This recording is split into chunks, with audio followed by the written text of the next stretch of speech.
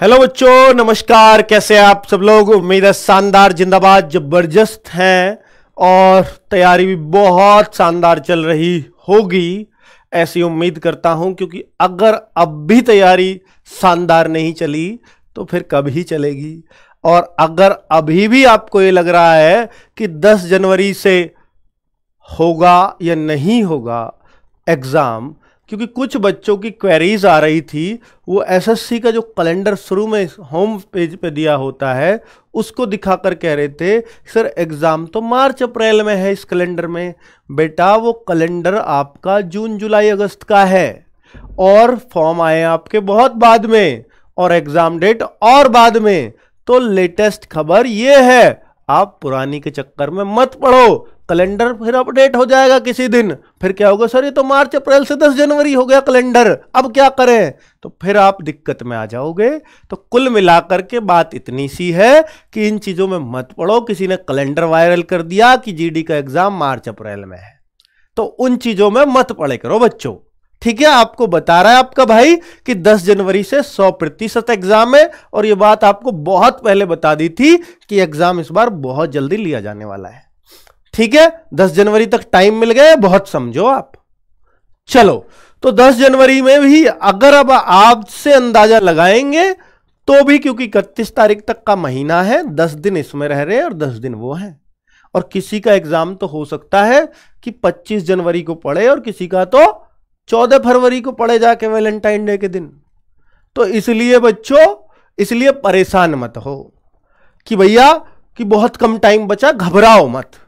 20 दिन भी बहुत है, क्योंकि आपको टोटली तो यार 1.5-2 महीना मिला है और उसमें कह रहे हो 20 ही बचा है। कोई आपको साल भर थोड़ी मिला है, मिले ही 2 महीने, तो 20 बचे बहुत है। अभी तैयारी करी कितनी है, बस पढ़ लो, लगातार पढ़ लो, क्रम में पढ़ लो चीजों को, ठीक है? तो ये नहीं, डरना नहीं है, डरने से कुछ होना नहीं है। लौट के पेपर घर को ही आना है बच्चों, पेपर देके घर को ही लौटोगे और अच्छा होगा, खुशी मन से लौटो। और उसके लिए थोड़े प्रयास करने पड़ेंगे कि अभी आपको थोड़ी सी मेहनत करनी पड़ेगी, ठीक है? मैं आपको बता रहा हूं, पहले फॉर्म स्टेटस आएगा आपको। अगर एसएससी जीडी में आप ये वेट कर रहे हैं कि सर एडमिट कार्ड तो अब तक आ जाना चाहिए था, बेटा एडमिट कार्ड 10 जनवरी का पेपर है, पेपर से पहले आ जाएगा, ये 100% बात है। और आप भी जानते हो कि 10 जनवरी को पेपर है, आपके भाई ने बोल दिया, एसएससी ने भी बोल दिया, ठीक है? 10 जनवरी को पेपर है, तो फिर आप वेट किस चीज का कर रहे हो सर? एडमिट कार्ड का। एडमिट कार्ड का क्या करोगे? 4 डालोगे? एडमिट कार्ड को लेके परेशान हो रहे हो?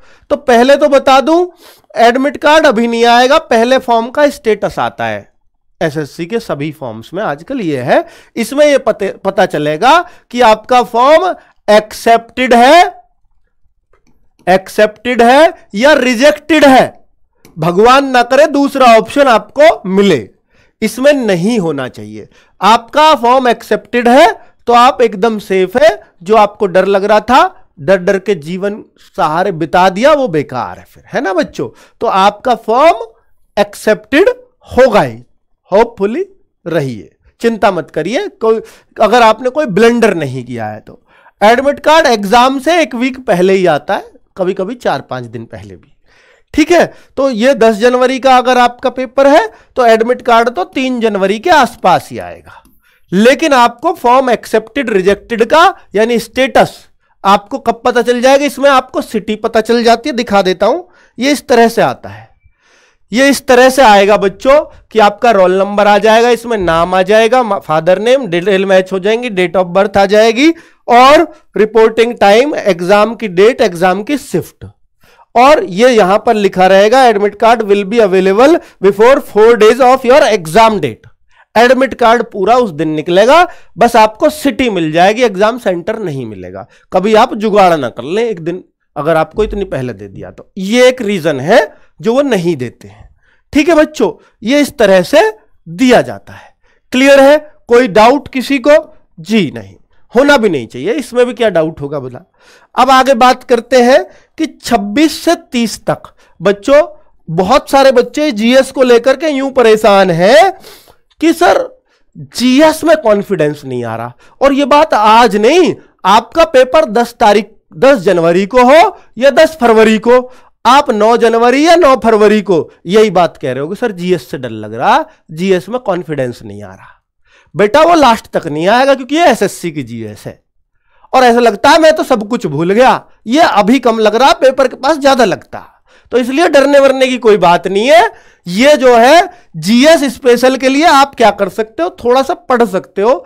एसएससी की ओरिएंटेड चीजें हमारी टीम आपको पढ़ाने वाली है 26 दिसंबर से लेकर के 30 दिसंबर के बीच में। ये 5 दिन है, इसको जीएस स्पेशल वीक बोला है। ये 3 टीचर आपके लिए जान लगा देंगे, रोज 2 घंटे पढ़ा रहे हैं। इसका नाम हमने रखा है जीएस मिलान सीरीज। जीएस मिलान सीरीज, इसका मतलब ये होगा कि आपके जो क्वेश्चंस हैं, आपको जो क्वेश्चंस दिए जाएंगे उनके ऑप्शन नहीं देंगे आपको। जैसे आपको पूछ लिया कि भैया ये अभ्यारण्य है, अभ्यारण्य इधर लिख दिए और वो किस किस राज्य में या वो किस किस पशु के फेमस है, उनका मिलान करो। तो ऐसे पूरे जीएस को आपको दोहरवाया जाएगा और जो चीजें उसमें शामिल होंगी वो वही शामिल होंगी जो एसएससी बार बार पूछता है, हर एग्जाम में पूछता है। तो वो बहुत इंपॉर्टेंट जीएस एसएससी के लिए क्या हो सकती है, वो आप मिलान सीरीज में देख रहे होंगे। ये तीनों, ये त्रिमूर्ति आपको उसमें कराएगी। सर कराएंगे आपको ज्योग्राफी और इकोनॉमिक्स, और नवीन सर आपको उसमें हिस्ट्री और स्टैटिक का रिवीजन कराएंगे और पॉलिटी का रिवीजन करा रहे होंगे। जी सर साइंस का कराएंगे नहीं, क्योंकि तीनों साइंस से मिला के 3 ही क्वेश्चन आएंगे, या हो सकता है 2 ही आए और हो सकता है 1 ही आए पूरी साइंस से। और साइंस का सिलेबस है बहुत बड़ा, तो अभी सिर्फ कैलकुलेटिव चीजें पढ़ेंगे, मतलब जिससे हमारा स्कोर बढ़ सके। ठीक है, आगे देखिए बच्चों कि इसका टाइम टेबल क्या रहेगा जीएस मिलान सीरीज का, तो प्लीज देख लो, बहुत मेहनत से टीचर लेके आ रहे। इसके बाद आपको पता है क्या आता है डब्ल्यूए का, गागर में सागर। तो गागर में सागर से पहले ये जीएस की आपको डोज दी जा रही है, ये आपकी हर सब्जेक्ट की आएगी। हर सब्जेक्ट की गागर में सागर जो शुरू होगी वो बच्चा 31 दिसंबर से शुरू हो रही है। ठीक है, 31 दिसंबर से स्टार्ट हो जाएगी आपकी गागर में सागर एसएससी जीडी के लिए। यह सबसे फेमस सीरीज है आरडब्ल्यूए की। ठीक है, जिससे पेपर में सीधे सीधे क्वेश्चंस बच्चों को मिल जाए और आपका पूरी तरह से रिवीजन हो जाए। ठीक है बच्चों, तो स्टैटिक और हिस्ट्री सुबह 9 बजे से चलेगी, ज्योग्राफी और इकोनॉमिक्स 11 बजे से 2 घंटे ये 2 घंटे ये, और 1 बजे से पॉलिटी की क्लास चलेगी। तो कुल मिलाकर के ये क्लास नहीं है, ये कोई थ्योरी नहीं है, ये कोई क्वेश्चन है, ऑब्जेक्टिव टाइप नहीं है, ये आपको मिलान करने वाले क्वेश्चंस होंगे, इसलिए इसका नाम जीएस मिलान सीरीज रखा गया है। ठीक है, पूरी जीएस को आपको तीर लगाने के हिसाब से रटवा दिया जाएगा। एक स्पेशल अलग तरह की सीरीज लेकर के आ रहे हैं जो आपको एक कॉन्फिडेंस देगी जीएस में।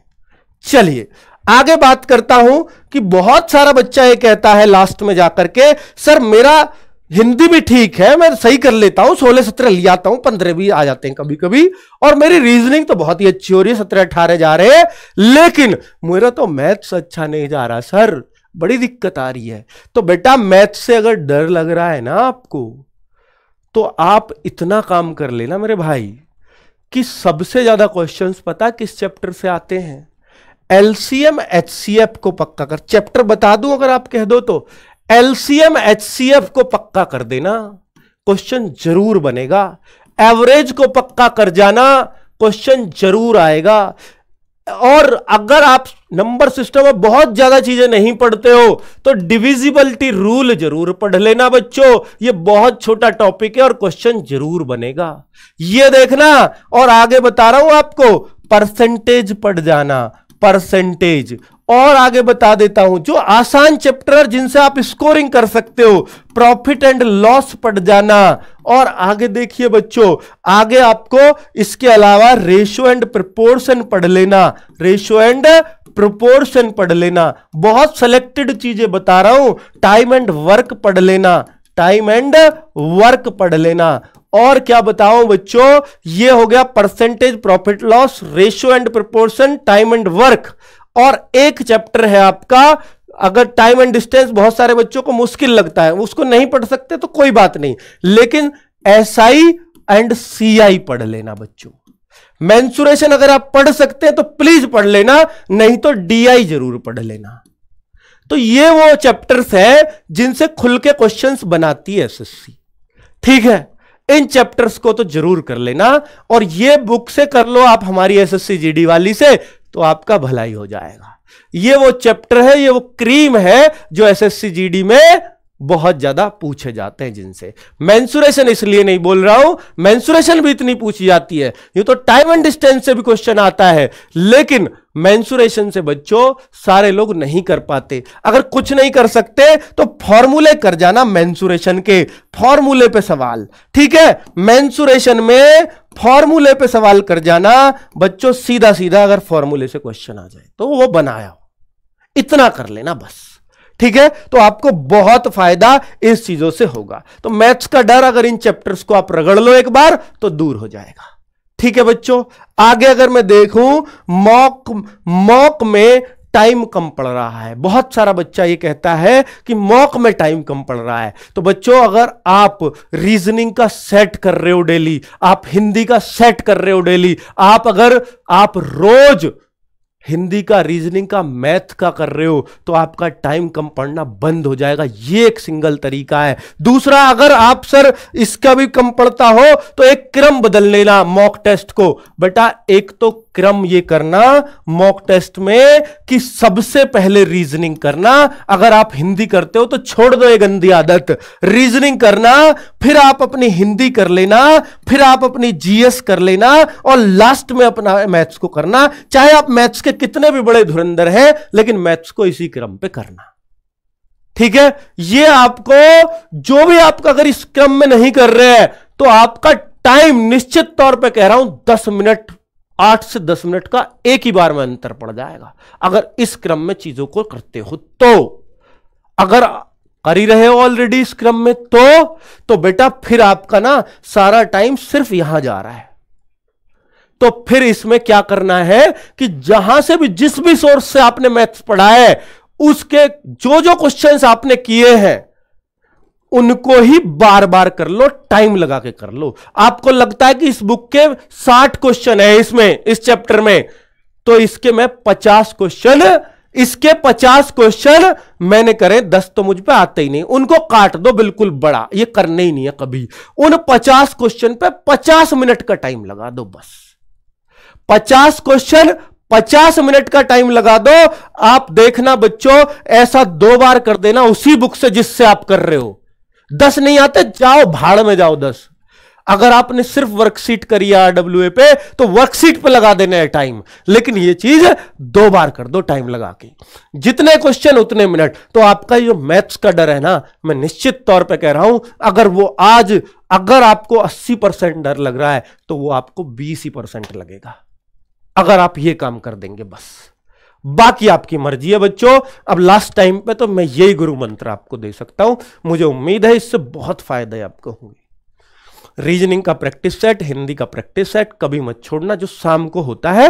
कब? जो शाम को mock test, sorry mini mock test, उनको तो जरूर करना। हिंदी, रीजनिंग, मैथ्स से मुझे पता है तुम्हें बहुत सारों को डर लगता है, तो फिर आप मैथ्स में पहले ये काम कर लो, ठीक है बच्चों। बस इतनी ही आपको नसीहत देनी थी। उम्मीद है कि आपको ये बातें समझ में आएंगी और लास्ट टाइम पे आपका कॉन्फिडेंस जरूर बूस्ट करेंगी। आप डरो मत, बस मेहनत करो, क्योंकि 20 दिन बहुत बड़ी बात है। अभी तो जितने भी नंबर आ रहे हैं, जितने भी क्वेश्चन आप कर रहे हो, उनसे 10-10, 15-15 क्वेश्चन आप आराम से बढ़ा सकते हो। इतना टाइम है अभी आपके पास, तो डरो मत, ठीक है। नमस्कार, धन्यवाद।